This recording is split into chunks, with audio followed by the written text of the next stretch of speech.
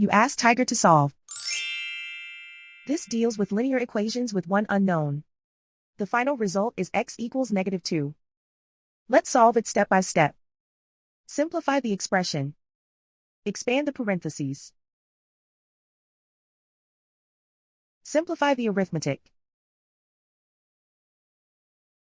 Group all constants on the right side of the equation.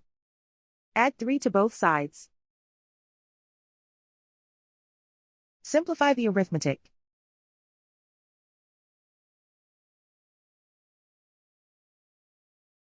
Isolate the x. Divide both sides by 3. Simplify the fraction. Find the greatest common factor of the numerator and denominator. Factor out and cancel the greatest common factor.